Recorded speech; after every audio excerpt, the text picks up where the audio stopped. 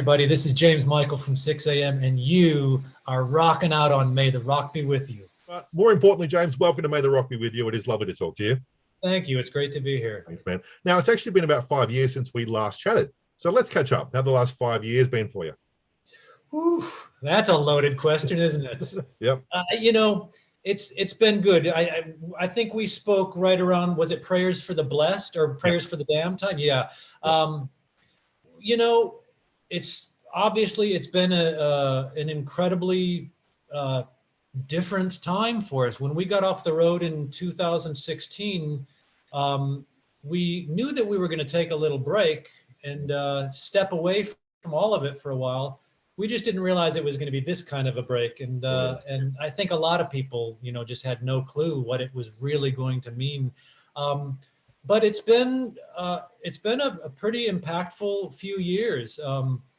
I had kind of reached a point in my career where I was thinking, you know what, we'll do a 6 a.m. kind of collection or greatest hits type of album, and then I'm ready to move on and do other things and kind of step away from music for a bit. And then COVID hit, and it was just forced upon all of us. So it's been interesting. It's been an unusual few years, but it's also been a very important few years, especially during COVID, just to have the time to reflect and look back, not only on careers, but on personal life. And it's been an important time. And I think that we've all learned a ton about ourselves during this incredible change. Who knew? Like, you work in the industry, even just as people, day jobs and doing this, and it's just like it all stops. It all just like, what do you do? I didn't even know that was possible. I didn't even know it was possible for everything to just stop. I remember when in those first few weeks, I was very panicky. I was thinking, the supply chains are all going to break, and we are literally, I was envisioning having to go hunt for my food. I didn't know what to expect. So yeah, it's been strange. Yeah, it is. Now it is great to see 6 a.m. back though. We've got this new release, the Hits record. After 5 years since the last release, how did it feel putting this together? It was, it's been a great experience. As soon as we got off the road and COVID hit, I decided to go back and revisit all of the masters, all of the sessions, all the way back to the Heroin Diaries. So I went back and I started, just for my own personal, discovery, started doing remixes of them. Basically just taking these master sessions and going, okay, that's what I did then. How would I approach this now? And that was so much fun. And what it really did, it made me realize how I've evolved as a producer and as a mixer. But it also was so rewarding because it just gave me a chance to go, wow, that was some cool stuff we did, Wow, I'm really proud of this. And I think for all three of us, it gave us the opportunity to stop and look back and appreciate everything that we've been through and everything that we've done and everything that we've accomplished. Because when you're in it, when you're doing it, it's like, go into the recording studio. As soon as you're done, get out on the road, go on the road, get back in the recording studio, go release a single, go release an album. And you really don't have time. 5 years goes by like that.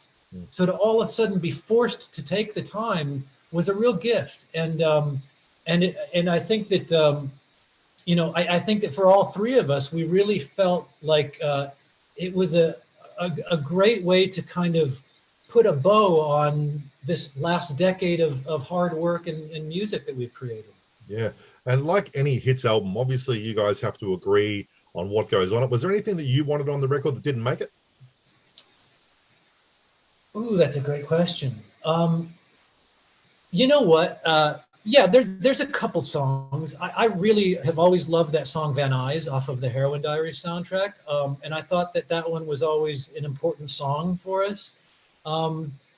But because of streaming, it takes some of the pressure off of it because all of those songs are available for everyone now. You can discover those songs, you can find them, they'll be there forever, hopefully. And so I don't feel so much like it's a missed opportunity. It's like, well, what I would like to have happen with this hits album is that, you know, for those fans that have been with us all along, it'll be a nice celebration with some new music. It'll be a nice celebration of what they've been through with us. But for new fans or people that will be discovering 6 a.m. tomorrow or in the future, it's a good introduction to who we are, because you really do get a sense of where we started and how we evolved and what we came to. Yep. And then if you really like what you hear, then there's all these other songs you can discover. We've got a lot of music out there. So it's a good question. I think we're very proud of it. I don't feel like there's really any missed opportunities on this album. I think we picked the right songs. Basically, you know, we chose the songs based on, number one, the ones that were radio singles that everybody knew, but then also the ones that were fan favorites, whether it was, you know, while we were out touring, you know, there were certain songs that just really went over live well. So we included those. So it's a good collection of songs, and I think it's a very thoughtful collection. Nice. For me, the only one that I felt was missing was "Oh My God," which I love, but I'm not in the band, so I don't get a say. So yeah, you know, oh my God, that's another one. That one we were talking about, "Sure Feels Right" the other day. That's a song that I thought was super special and unique. So, you know, you're never going to be able to please everybody. No, like you said, I'll just go and listen to it after we get off the call. Exactly. Now, aside from the hits and the fan favorites, there are the new tracks. Now, how did it feel getting the creative juices flowing again? It felt amazing. Now, the first, there's a couple of tracks on there that we wrote right after we got off the road in 2016, 2017. Waiting on My Life and Penetrate. And then the newest one, which is one we just wrote about 3 months ago, it's called The First 21. Yep. And that is the soundtrack to Nikki's new book, The First 21, which is a reflective book about the first 21 years of his life. And it felt great to get back in the studio and be writing again, because really I didn't write any music during COVID at all. So it was, I just wasn't inspired to write during COVID. And then when we got together and started talking about the book and how to create this song for that, it just felt so good. It was just, we'd had enough time away from it. It felt fresh again. We enjoyed each other's company. We had lots of laughs, as we always have done through the record making process. And the song turned out really cool. So we're very excited about it.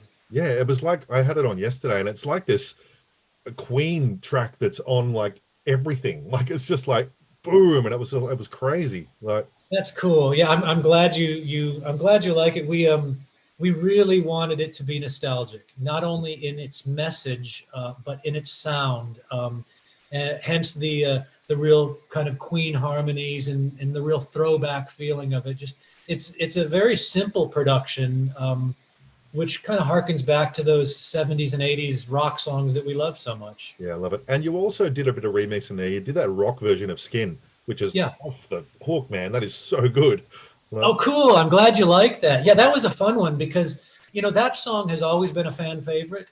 It's one of the more popular 6 a.m. songs, even though it was never a single.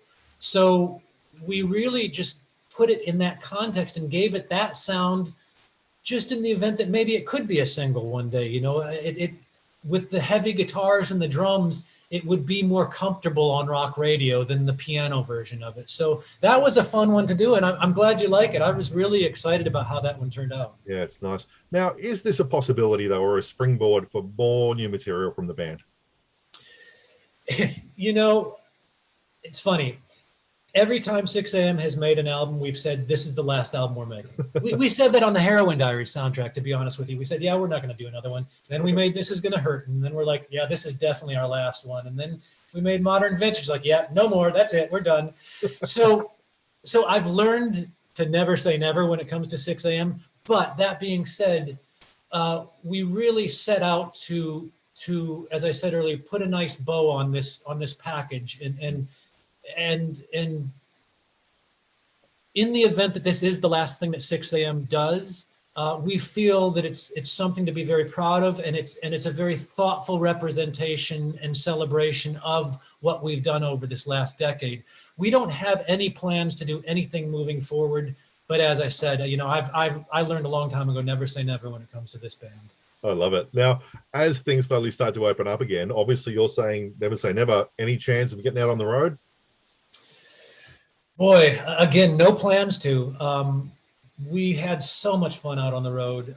It was quite an experience. I know that, of course, Nikki is putting together the Motley tour, which sadly has had to be delayed a couple of times because of COVID. But I know that's in the future. But we have no plans right now at Okay. all. I only say that And, 'cause but that being said, I've been so excited because just in this last couple of months, you're probably noticing this too. You pop on YouTube and you're starting to see live concert videos again, that's and great. it's just like, yes, it's happening. We're getting back to the swing of things. Yeah, I only asked that because you never came here, so I'm just trying to eventually get know. you over here. I know. Well, that may be one day what drives us to do something.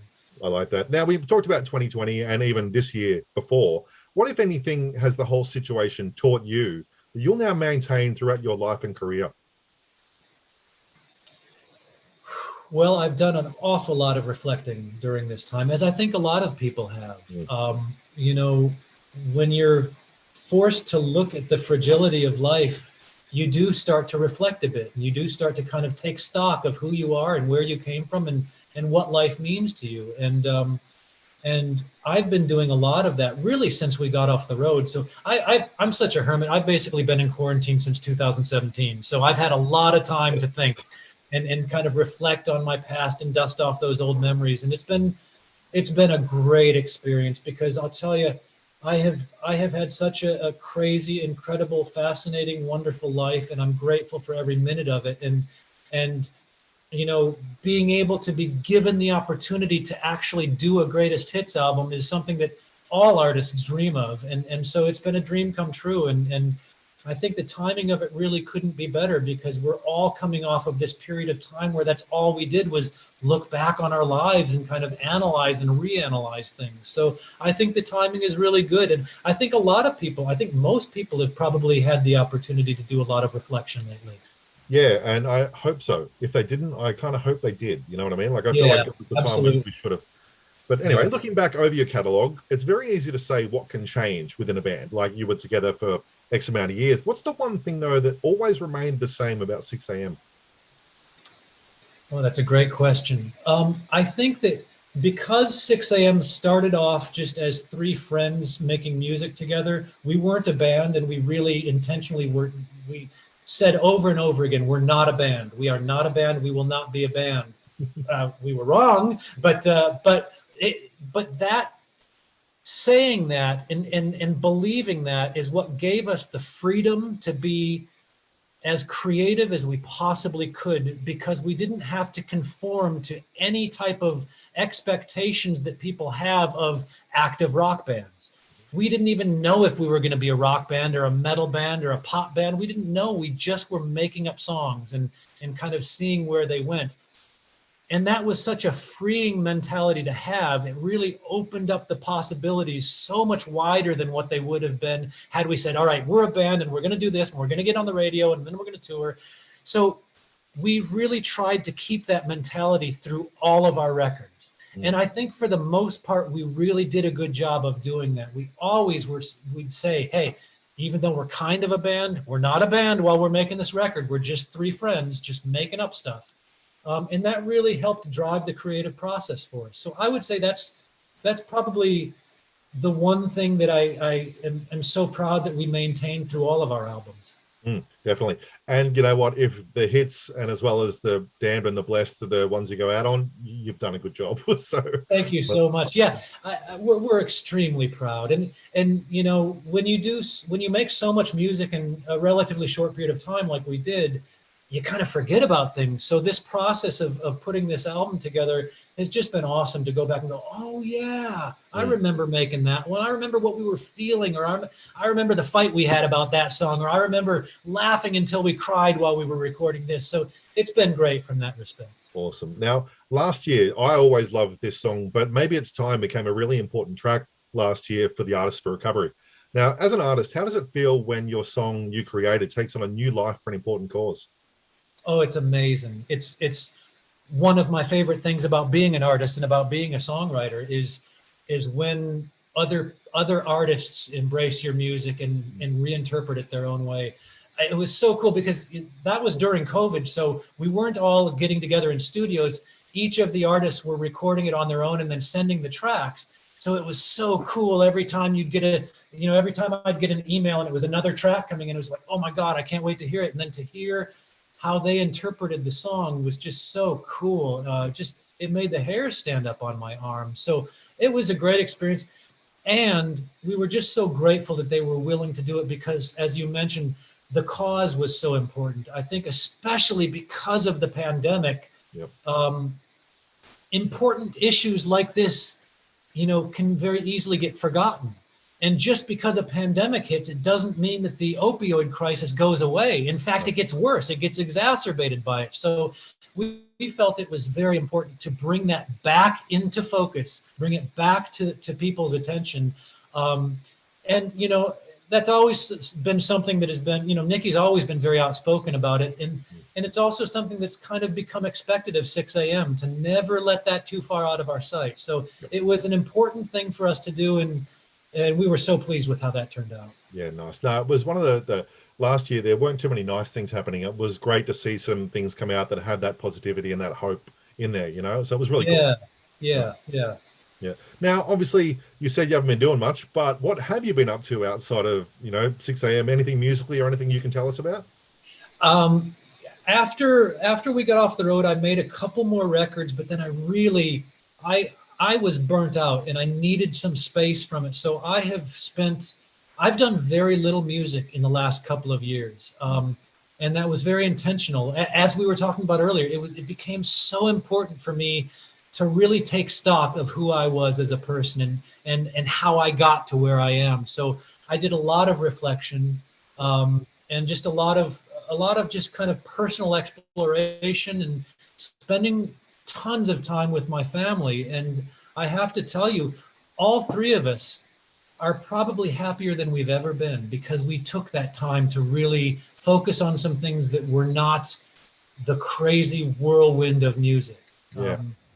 So it's been a really important couple of years for me. And, like I said, happier than I've ever been. And just, I look forward to every day and the new things that I discover about myself. Nice. I feel like the word that everyone used was reset last year, and this year has been like just a Control-Alt-Tab reset for everybody. Like, yeah, and in a way, how lucky are we that we're given the opportunity to have a reset like that? I was kind of referring to it as a hall pass. We all got to just kind of just be different human beings for a year, and in a strange way, that was probably really important for a lot of us.